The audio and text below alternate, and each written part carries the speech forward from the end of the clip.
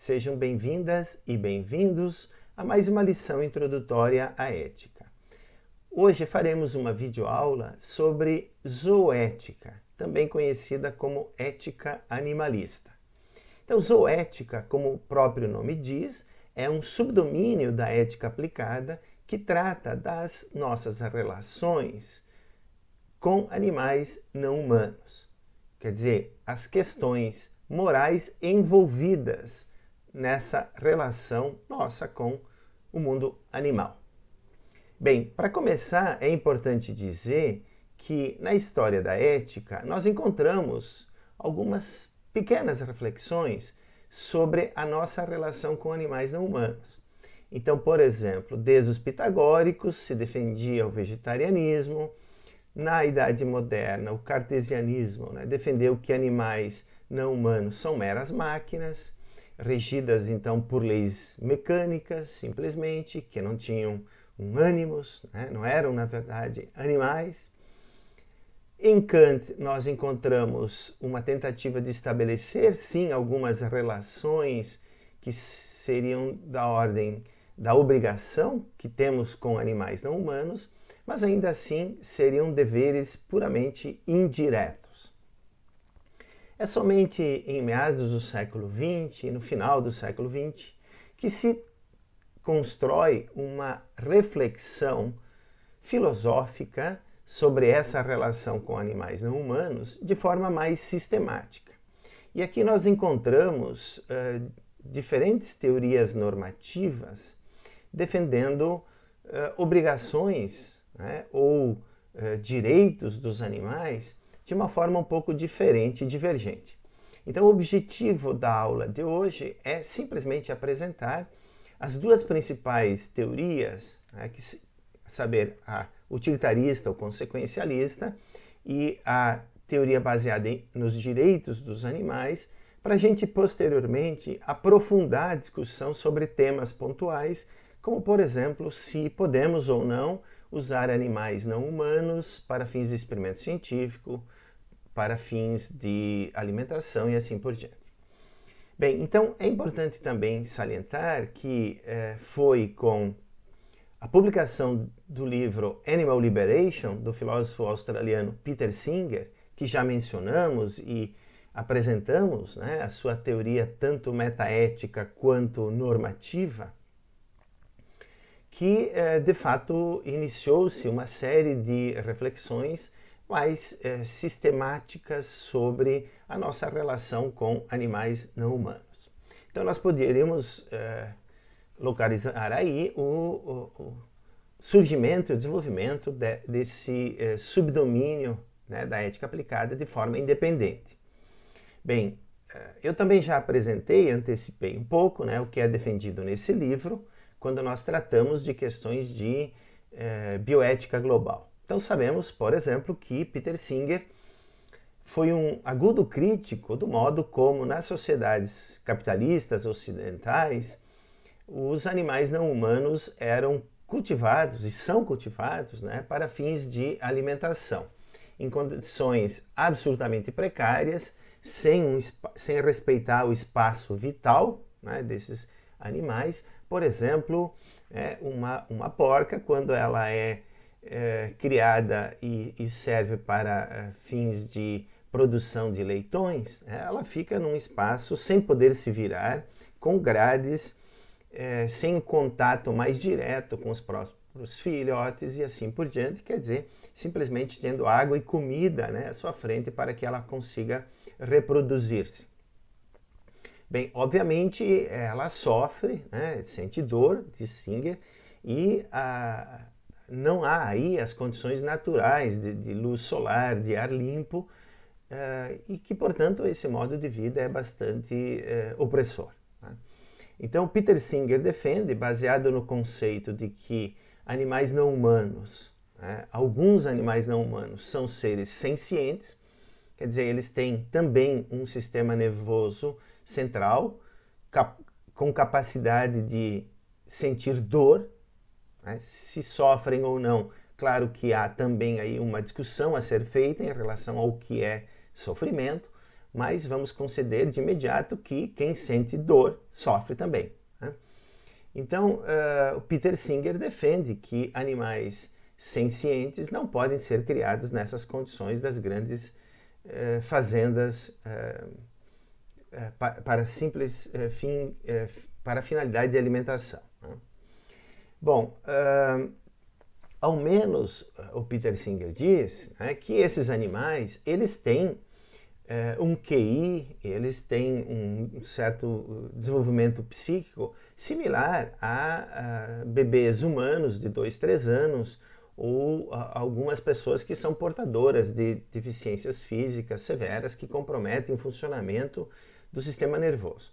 Então, o Peter Singer diz que aquilo que é feito para animais sencientes que não são humanos, do ponto de vista ético, deve também se poder fazer em relação a bebês e portadores de deficiência. É claro que isso produziu muita polêmica, né? Peter Singer é talvez o filósofo vivo mais polêmico hoje. Inclusive ele foi proibido de entrar na Alemanha e em alguns países para fazer conferências, né? Mas tem uma certa coerência em relação a assumir o princípio que ele assume, o critério da ciência como sendo a única propriedade moralmente relevante e defender essas ideias. Então, se nós quisermos questionar essas implicações, nós temos que refletir um pouco sobre o princípio ético que embasa essas reflexões. Bem, e claro, Peter Singer, de um modo geral, é um utilitarista, então aqui nós vamos formular esse princípio como sendo um princípio intermediário, válido para o domínio da zooética, que é uma certa decorrência, então, da aceitação do princípio ético primeiro, aí, que é segundo Peter Singer, o princípio utilitarista. Então, o que diz o princípio da igual consideração de interesses semelhantes? Segundo Peter Singer, diz que se nós assumirmos, então, a senciência como única propriedade moralmente relevante, né, sendo animais humanos e animais não humanos sencientes, ambos, né, todos os animais, então, sencientes, são dignos de consideração moral, né, devem ser tratados com cuidado, com respeito, né, como se eles fossem, então, pacientes ou sujeitos morais.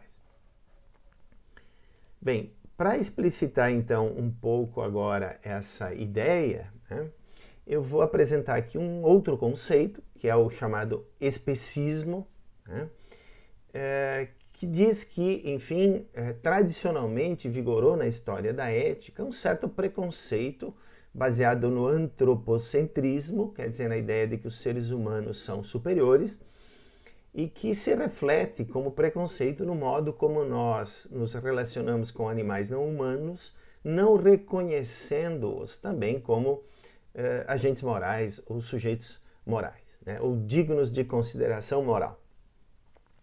Bem, então, para entendermos esse conceito, especismo, é importante ter presente que aqueles que defendem que animais podem ser usados para fins de experimentação científica ou para fins de alimentação, eles sustentam que animais não humanos não são racionais, não possuem linguagem ou, por exemplo, não têm capacidade de desenvolvimento do conhecimento científico, da produção de obras de arte, não são capazes de reflexão, argumentação filosófica e etc., né? Então, seja se nós nos basearmos em características como racionalidade ou linguagem, seja se nós nos basearmos na aparente superioridade dos seres humanos na produção de conhecimento, arte e filosofia, né, obviamente, então, a posição predominante na história da ética ocidental tem sido a de ver animais não humanos como inferiores aos humanos, né? Então, nesse sentido, se nega que animais não humanos têm um valor intrínseco, e, portanto, também que a gente tenha obrigações, ao menos obrigações diretas em relação a eles. Por exemplo, não matá-los e assim por diante, né? Bom, há também uma crítica, né, que se elabora a partir dessa perspectiva, quer dizer, se sustenta que, eventualmente, mesmo que os animais não humanos sintam dor, né? E muitos até negam que eles sejam capazes de sofrimento, porque o sofrimento parece pressupor, né, uma consciência, uma capacidade de antever, né, estados de coisas e assim por diante.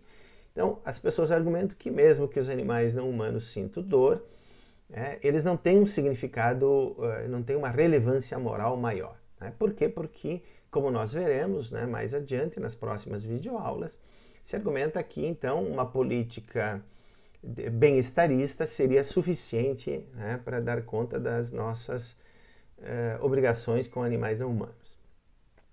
Bom, e o antropocentrismo, então, ele tem tanto uma origem religiosa, lembremos, por exemplo, do Gênesis, né, quanto algumas perspectivas claramente filosóficas, como é o cartesianismo há pouco enunciado. Bom, então, quando se acusa as pessoas de especismo, né, de alguma forma se pressupõe o antropocentrismo, se pressupõe a superioridade dos seres humanos em relação aos animais não humanos. Né? Seria equivalente aí a um preconceito como o racismo, né? Para alguém como Peter Singer, né? E outros tipos de preconceitos que, na verdade, tentam mostrar que há uma certa inferioridade do outro em relação a nós humanos. Né?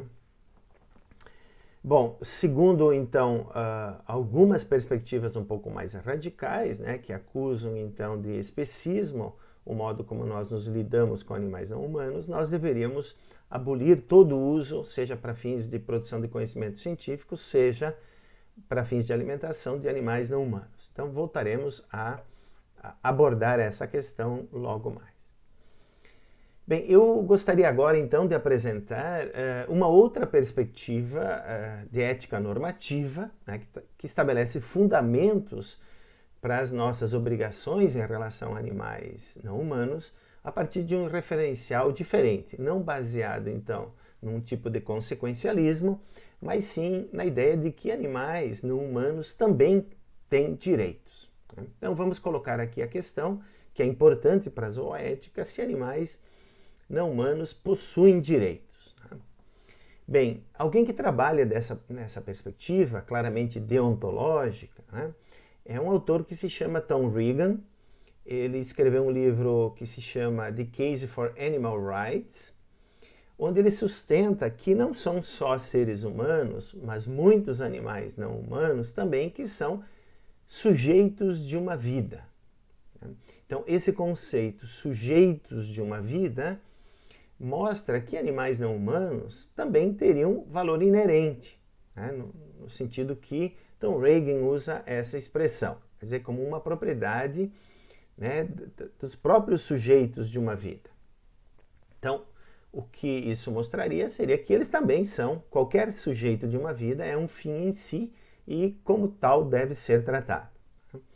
Então, Tom Regan, a partir desse conceito, né, de sujeito de uma vida, ele cria um princípio ético, que a gente pode dizer até que é kantiano, ou claramente é deontologista, né, e, portanto, é anti-utilitarista, mas mesmo assim, tanto quanto Peter Singer, acaba fazendo uma espécie de extensão da consideração moral que nós, seres humanos, temos que ter em relação a qualquer sujeito de uma vida. Bem, então, claro, aqui o importante é a gente tentar compreender esse conceito, né? E depois de compreendê-lo, nos perguntarmos quais são, eventualmente, as espécies que caem sob esse conceito, quer dizer, que são instanciações desse conceito filosófico, né? Então, aqui é importante, eu vou citar agora o Regan, né, nesse livro, The Case for Animal Rights, onde ele define o que é para um indivíduo, né, um ser vivo, ser um sujeito de uma vida. Então, eu simplesmente leio. Indivíduos são sujeitos de uma vida se eles têm crenças e desejos, percepções, memória e um senso de futuro, incluindo de si mesmo, uma vida emocional juntamente com sentimentos de prazer e dor, preferência e interesse no bem-estar, a habilidade de iniciar uma ação para realizar os seus desejos e fins, uma identidade psicofísica ao longo do tempo e um bem-estar individual no sentido de que a sua vida de experiências vai bem ou mal para eles, logicamente independentemente de sua utilidade para outros e logicamente independente de ser objeto do interesse dos outros. Bem, então eu vou convidar vocês a refletirem agora sobre esses sujeitos de uma vida, né? Quem eventualmente seriam, quais animais não humanos, né? Caninos, os felinos, equinos, bovinos, né? Primatas superiores, quer dizer, quais são os indivíduos, né, que podem ser objeto de um tipo de obrigação moral porque eles são sujeitos de uma vida. Quer dizer, têm crenças, desejos, têm uma habilidade de iniciar uma ação e assim por diante. Tá? Seja como for, eu acho que a gente não precisa fechar o assunto aqui, seja como for, o Reagan então defende que a comunidade moral seja alargada para incluir todo e qualquer sujeito de uma vida. Todo e qualquer sujeito de uma vida seria portador de direitos e, portanto, estabeleceria obrigações para nós, seres humanos. Bem, para agora ir encerrando essa primeira apresentação do referencial ético-normativo para lidarmos com as obrigações que temos eventualmente com os seres humanos, eu gostaria de dizer, como eu fiz em relação às questões ambientais, que talvez, independentemente ou não da gente concordar com a abordagem, por exemplo, do Tom Reagan, nós podemos dizer que um uso de animais não humanos para fins de experimentação científica, por exemplo, deveria resguardar princípios éticos de uma maneira bastante clara, para evitar o que, por exemplo, a crueldade, abusos, o sofrimento desnecessário e assim por diante. Então eu gostaria aqui de apresentar brevemente, eu vou retomar esse tópico na próxima videoaula, que assim como na ecoética tem uma política de respeito a 3 R's,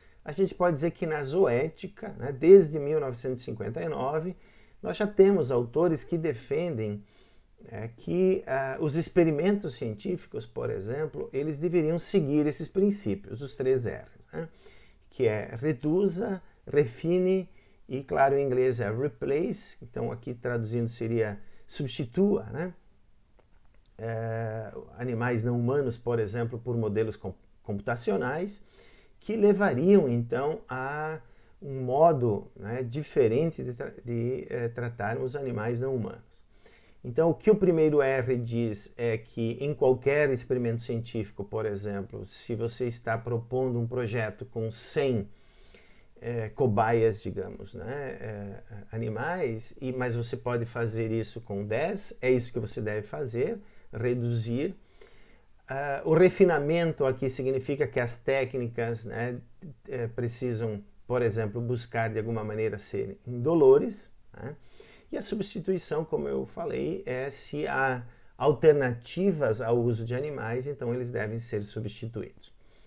Bem, para que fique mais claro, então, esses pontos, eu gostaria de propor agora para as próximas 2 videoaulas, abordagem de questões mais pontuais do modo como nós nos relacionamos com animais não humanos. Então, na próxima videoaula eu vou tratar de se é permitido ou não usar animais não humanos em experimentos científicos, e na videoaula seguinte eu vou tratar de se podemos ou não usar animais não humanos para fins de alimentação.